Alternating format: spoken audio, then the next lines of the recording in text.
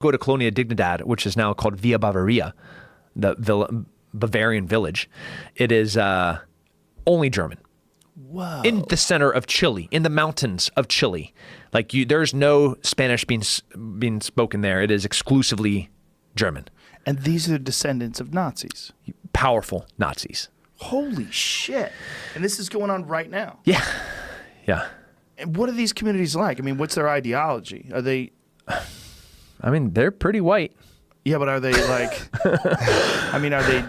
Do they espouse Nazi values or... Not openly. So Colonia Dignidad, if you look at the second generation, there's a bunch of...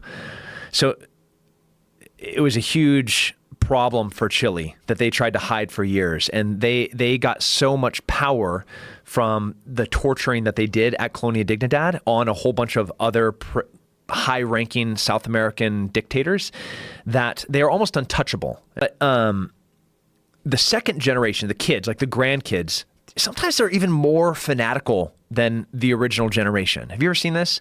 Where like if somebody's away from, like when you travel abroad, man, it's so cool to get into the culture and get into the food and get into the, like you're dancing this style and you love the flag and you're like, oh, I'm gonna go to a soccer game because we don't go to soccer games in America. And then I'm gonna go, but then maybe after like 2 months, you kind of miss home, you know, and then like a year, like you really miss home.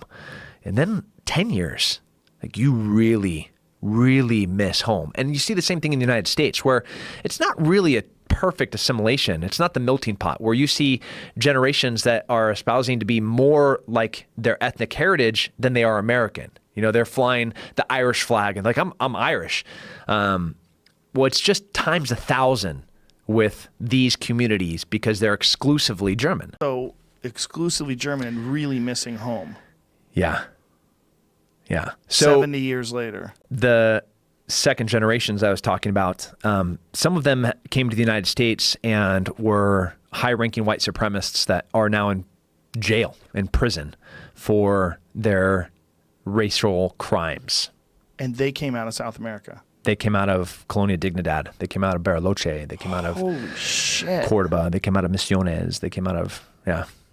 Wow. Yeah. It's crazy.